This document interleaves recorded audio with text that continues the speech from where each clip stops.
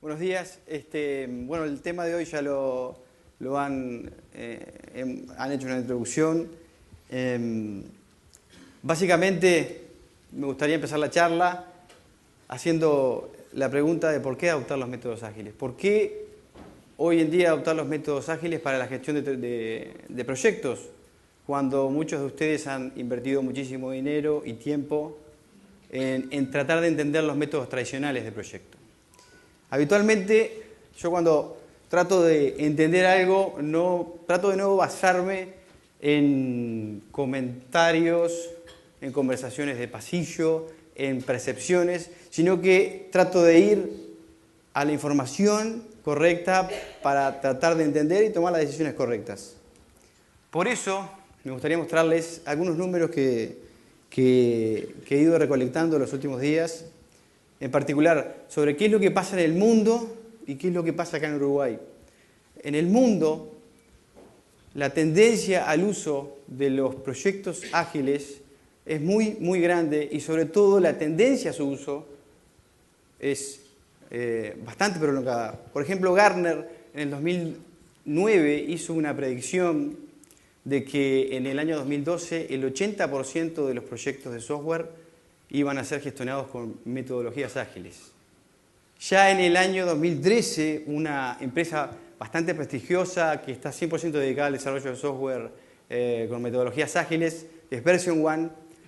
Version One todos los años hace una encuesta, ya no una predicción, sino una encuesta del uso de los métodos ágiles. En particular, la encuesta la hace en Estados Unidos y países de Europa. En el 2013, el 88% de las empresas estaban utilizando métodos ágiles en la gestión de sus proyectos, contra el 80% que había predecido Gartner. ¿Qué pasa en Uruguay? Según datos que nos proporcionó la comunidad ágil, que recientemente tuvimos contacto con ellos a través del ingeniero Ledesma, también se hizo una predicción que de 40 a 60 empresas de la CUTI, que son cerca de 350, iban a utilizar métodos ágiles en el desarrollo de software. El PMI, por otro lado, gracias a la información que me proporcionó mi amiga Gloria Fole, que yo no sé si está por acá, buenas Gloria, actualmente a nivel de certificaciones se cuentan con 2 certificaciones ágil de PMI ACP contra 557 PMPs, eso a la fecha de hoy, al día de hoy. Y la comunidad ágil maneja la información de que cerca de 200 Scrum Master están certificados en Uruguay. Esos datos, para mí, al menos, son muy importantes para entender qué está pasando y para tomar las decisiones correctas, por lo menos a nivel profesional. Bien. Hola. ¿Se escucha? Sí. ¿Cómo se estructura nuestra charla? Como dice Mario, los métodos ágiles son una tendencia creciente y en ese sentido nosotros lo ponemos en el medio y queremos presentar sus fundamentos, ¿tá? Los principios, el manifiesto, que son la base de todos los métodos ágiles, ¿tá? Y que en definitiva todos tengamos lo que vamos a presentar hoy, un conjunto de prácticas, en el bolsillo del caballero o en la cartera de la dama, digamos, a la hora de en nuestros proyectos poder aplicar alguna de estas prácticas. Nosotros vamos a comentar las prácticas que nosotros en Genexus Consulting aplicamos respecto a los ciclos de vidas, el equipo y los requerimientos. ¿Bien? Mario, contanos un poco acerca del contexto, cómo surgen los métodos ágiles y cuándo conviene aplicarlos. ¿Cómo no? ¿Cómo surge la idea de tratar de introducir una nueva opción para manejar nuestros proyectos? Surge de las nuevas tecnologías y los nuevos productos que las nuevas tecnologías nos obligan, digamos, a dar al mercado. Genexus Consulting, Nacho, corregime si no, es un ejemplo de creación de nuevos productos y de nuevas tecnologías. Eso que dispara, digamos, para el desarrollador de esas nuevas tecnologías, al programador, al arquitecto de la solución, ¿qué problema les trae? Fundamentalmente el problema que trae es la incertidumbre. No se sabe a la hora de enfrentarse al problema a resolver bien cómo resolverlo. ¿Por qué? Porque es algo totalmente nuevo, ¿sí? La incertidumbre a su vez se la pasa al project manager que tiene que tomar la estimación de ese desarrollador y tiene que hacer un plan. si no estamos seguros de lo que estamos haciendo, o completamente seguros de lo que estamos haciendo, va a ser imposible elaborar un plan, por ejemplo, que sea exacto o lo más exacto posible, y eso puede acarrear un montón de problemas a nivel de costos, a nivel de tiempo, etcétera, etcétera. ¿Qué pasa por otro lado? Los ambientes, las organizaciones, como ustedes sabrán, son muy propensas al cambio. Los ambientes hoy en día son muy cambiantes por diferentes motivos, nivel de competencia, de rapidez en las soluciones, etcétera, etcétera. El equipo de proyecto tiene que adecuarse a esos cambios. Si no se adecúa a esos cambios, cada una de las personas que trabajan en el proyecto, si no les da la bienvenida a los cambios o trata de entenderlos, ¿cuál es el riesgo que se corre? El riesgo que se corre es que los objetivos del negocio que persigue el proyecto que se está ejecutando no sean alcanzados. Por consecuente, el proyecto puede ser cancelado, incluso, en un extremo, pero existe una firme posibilidad de que pase. Por otro lado, cuando cambiamos, si cambiamos, generalmente cambiamos para mejor. Los niveles de calidad de un cambio son cada vez mejor, son cada vez más altos a su vez, ¿sí? Si tomamos como ejemplo, por ejemplo, lo que está pasando en la matriz energética de Uruguay, en la era industrial había una forma determinada de producir energía, como era la Central Valle, pero se cambió y se está cambiando. ¿A qué se está cambiando? A energías limpias, a energías renovables, que no produzcan muchos cambios o costos, que sean fáciles de implementar y a la vez rápidamente implementables, en lugar de haber cambiado, por ejemplo, para una central atómica, para una central hidroeléctrica, que podría llevar mucho tiempo. Entonces, los cambios siempre tienden a ser o a atacar, digamos, altos niveles de calidad. Por otro lado, después de que tenemos un cambio y lo implementamos bien, generalmente, ¿qué pasa? Nos encajan otro cambio, ¿sí? Y generalmente ese nuevo cambio es también para aumentar el nivel de calidad. Básicamente, en ese contexto o esas problemáticas que estamos mencionando, es que un grupo de expertos, ingenieros, allá por el año 2001 en Estados Unidos, decidieron, o críticos, ingenieros críticos de los modelos tradicionales de proyecto, decidieron proponer un cambio en la gestión de proyectos, sobre todo en los proyectos que se ejecutan bajo el contexto que acabo de decir, ¿sí? ¿Cómo se manifestaron? A través de un manifiesto, valga la redundancia. Ese manifiesto tiene 4 aspectos fundamentales, que son los nombrados ahí, y son la base de cualquiera de los métodos ágiles que hoy en día estamos manejando. Llámese Scrum, Extreme Programming, Lean, DSDM, FDD, etcétera, etcétera. Todos los métodos ágiles se basan en este manifiesto, incluso Ken Beck, que fue el que reunió a estos grupos de ingenieros, es el creador del método XP. Y bueno, esto, diría, es la Biblia de cualquier método ágil. Esto es lo que se tiene que entender sobre todo lo que hay atrás de cada uno de ellos. Simplemente para aclarar, los elementos de la izquierda se valoran más que los elementos de la derecha. No quiere decir de que uno sustituya al otro. Esto es muy importante entenderlo porque hay ciertas confusiones que yo he podido ver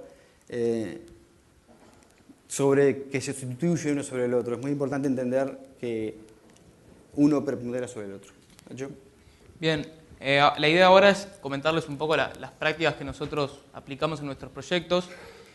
Adicionalmente a los 4 valores que aparecen en el manifiesto, existen 12 principios y vamos a ir relacionando cada una de estas prácticas con los principios que les comento. Bien, para comenzar, temas relacionados con el ciclo de vida, o cómo nosotros concebimos el desarrollo de software. Y en ese sentido, en el desarrollo de proyectos con GeneXus, existe un principio fundamental que es la base de la herramienta y de su evolución a lo largo del tiempo, y es que el desarrollo de software debería hacerse en forma iterativa, mediante aproximaciones sucesivas, a medida que nosotros vamos conociendo las visiones de los datos y las funcionalidades que los distintos usuarios requieren. ¿Tá? Nosotros en GeneXus Consulting estamos alineados con esta forma de trabajo y con esta forma de ver el desarrollo de software, Y haciendo un paralelismo con cosas de la naturaleza, nosotros vemos el desarrollo de software en lugar de como una cascada, que por lo general representa el modelo predictivo, en el cual nosotros no terminamos una fase hasta completar, no comenzamos una fase hasta completar totalmente la anterior. Lo vemos más, siguiendo con el agua, como una ola o un remolino, en el cual al final de cada vuelta, digamos, de ese remolino o esa espiral de agua, nosotros vamos agregando valor a los clientes. ¿Tá? Vamos entregando prototipos funcionales GeneXus. Por otro lado, en realidad el modelo cascada surge y se adapta a la ingeniería de software a partir de la construcción de productos físicos, casas, autos, donde el coste de cambiar, de introducir un cambio al final del proyecto es realmente muy alto. Imagínense al ingeniero que está ahí correr la pared 2 metros para la derecha o para la izquierda. Probablemente no va a estar muy contento. En software esto no parece ser tan así. Ojo, a mí tampoco me gusta cambiar lo que yo hago, pero el hecho es que no parece ser tan directo, que el coste del cambio sea realmente tan caro y catastrófico como en un producto físico. En ese sentido, si nosotros trabajamos con GeneXus, con las KDE Tools, con herramientas de BPMN, estamos trabajando a un nivel de abstracción por encima que la media, digamos, de la industria del software. O sea, estamos trabajando sobre un modelo que tiene el conocimiento del negocio del cliente. Y nosotros introducimos cambios en ese modelo y las herramientas se encargan de impactar ese cambio tanto en la base de datos como en los programas funcionando. Mario, ¿hay algún principio detrás de esto que te cuento? Sí, Nachito. Entregamos la idea que tiene GeneXus, es muy interesante. Sobre todo, adicionalmente, para darle un poquito de estructura a lo que hace GeneXus, acorde a lo que los métodos ágiles tratan de promover. Más allá del manifiesto hay 12 principios fundamentales que cualquier proyecto ágil debería seguir. Lo que dice Nacho está asociado a 2 de esos principios. La entrega de software funcionando frecuentemente es muy importante, ¿sí? Es la única, la única prueba de que algo que están dando, más allá de promover plan, más allá de tener algún reporte que indique el progreso del proyecto. Y sobre todo, entregar el software en incrementos de forma temprana. Eso significaría que le vamos a dar valor al cliente de forma temprana, que es otra de las obsesiones de los métodos ágiles. Por otro lado, la mayor prioridad es la satisfacción del cliente, también asociado a la entrega temprana. Básicamente los 2 principios que se podrían mapear con lo que está diciendo Nacho serían todos. Bien, continuamos entonces ahora a contarles un poco acerca de nuestros equipos. En nuestros equipos por lo general tenemos un gerente de proyecto, uno o varios analistas funcionales, un conjunto de desarrolladores y un equipo de test. Esto en cuanto a roles sobre todo. Un tema muy importante es que si bien tenemos roles marcados y responsabilidades divididas, buscamos que prime, digamos, la confianza y el sentido de pertenencia al equipo, que se genere un equipo de alta performance ahí en el desarrollo del proyecto. Para esto hay un par de aspectos que son muy importantes. La colaboración, el compromiso, la motivación.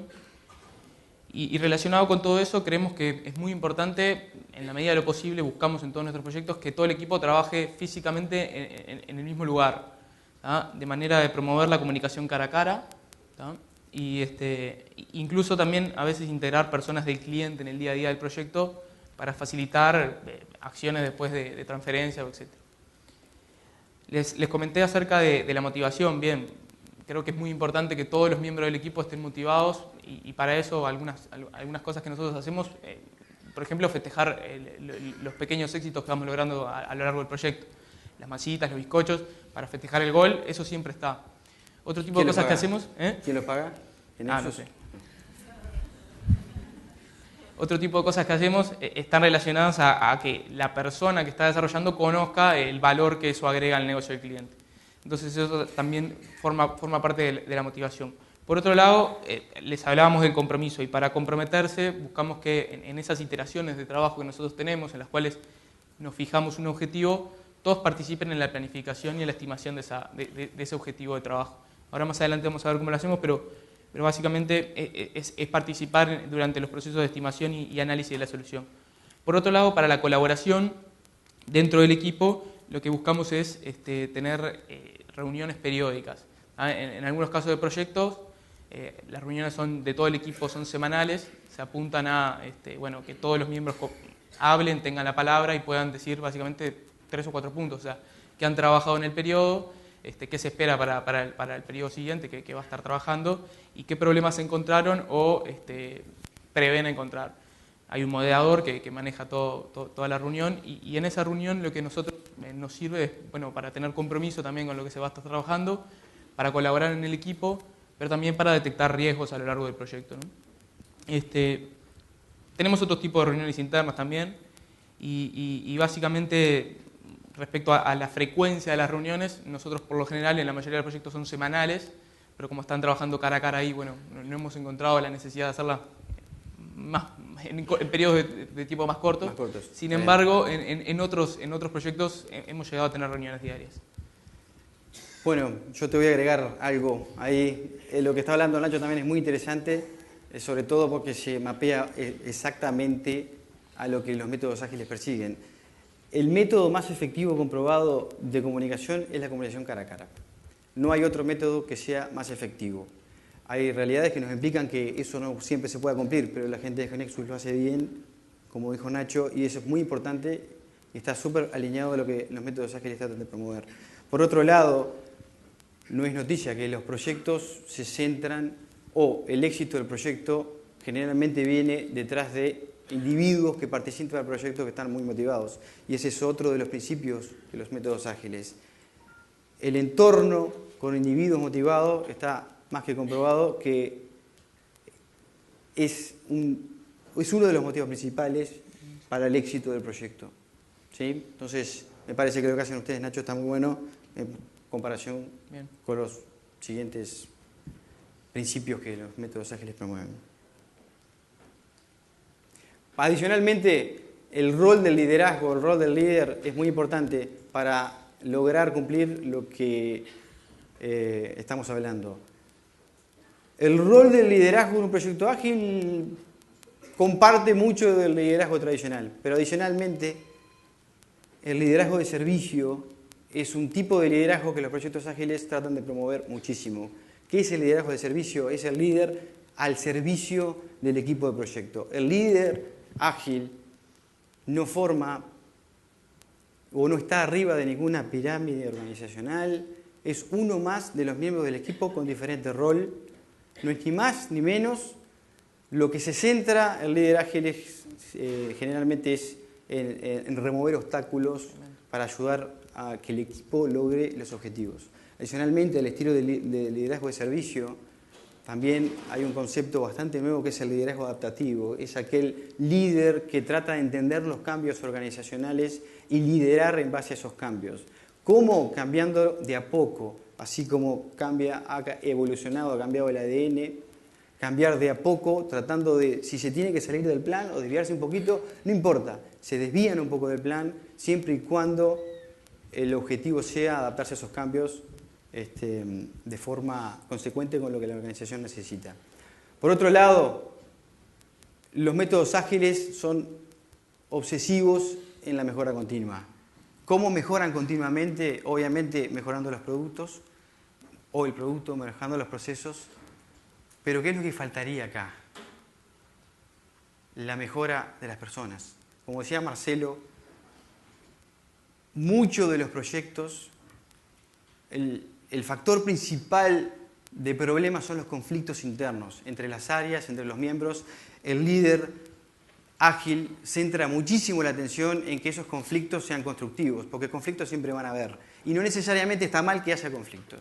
El tema es el nivel de conflictividad el que hay que manejar. El líder ágil pone mucho foco de atención a eso y sobre todo en mejorar las habilidades blandas del equipo de proyecto. ¿Sí? Habilidades tal como mejorar la comunicación en base a los principios ágiles que ya vimos.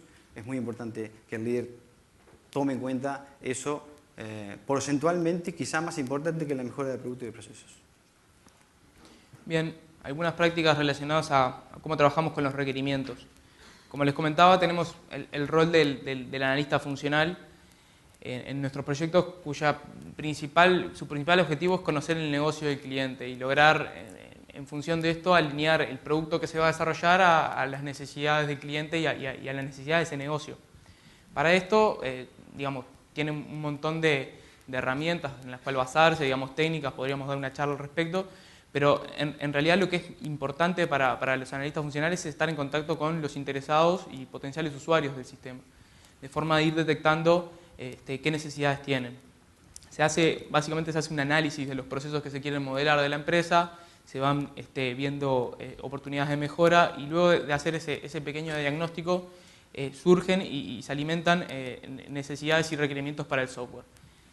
Esas necesidades y requerimientos van a parar a una lista de requerimientos que nosotros tenemos en nuestros proyectos, en lo cual tenemos obviamente requerimientos con un nivel de granularidad muy chico, o sea, prontos para desarrollar, digamos, y tenemos elementos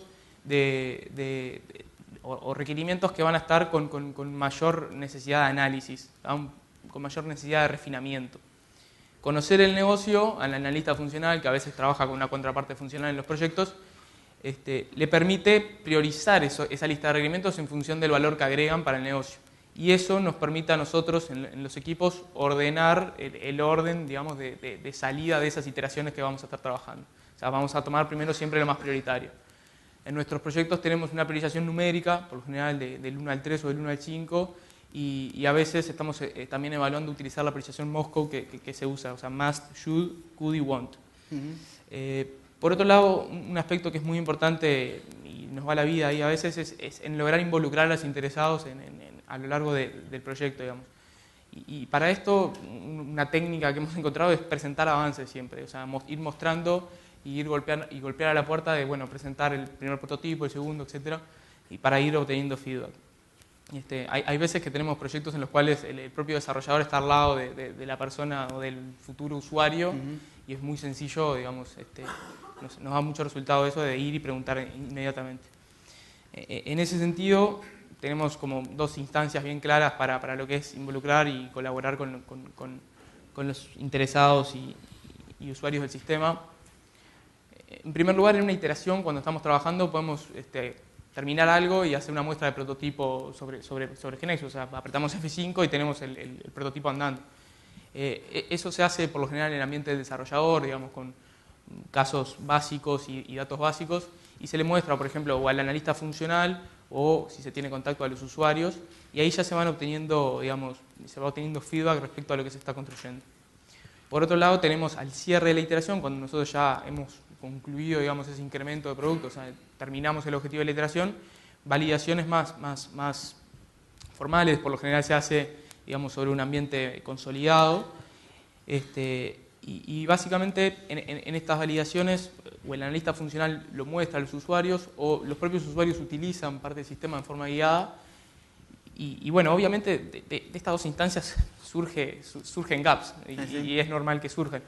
La idea es que estos gaps, de vuelta, entren o a la lista de requerimientos o a una herramienta de incidentes que nosotros manejamos con priorización y se replanifiquen como objetivo para la siguiente iteración. ¿Hay algo que nos...? Sí, Nachito. Ya te quiero, Nachito.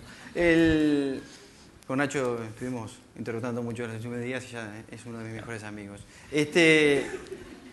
Esto que dice Nacho también es muy importante y se mapea con dos principios ágiles adicionales.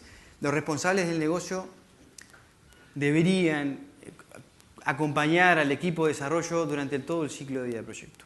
No al inicio para discutir acerca del contrato, no al final para pelearse porque los objetivos del negocio se desviaron un poquito, ni en el medio o en el UAT, digamos, o en el test de aceptación de usuario. Durante todo el transcurso del proyecto es muy importante. Los proyectos ágiles tienen una alta vocación a hacerlo.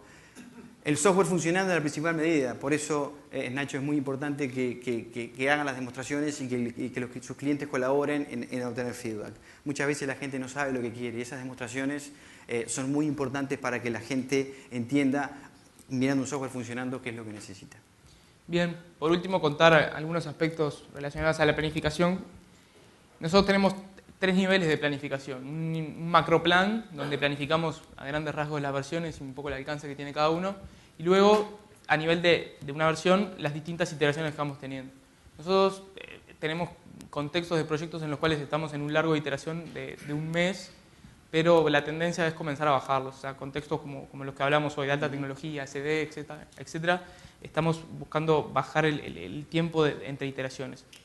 Y bueno, nosotros luego dentro de una iteración trabajamos a nivel de plan más micro, más de tasking. O sea, 3 niveles de planificación. 3 niveles, a nivel de día, y etc. Bien, perfecto. Eso se machea justamente a dos principios ágiles.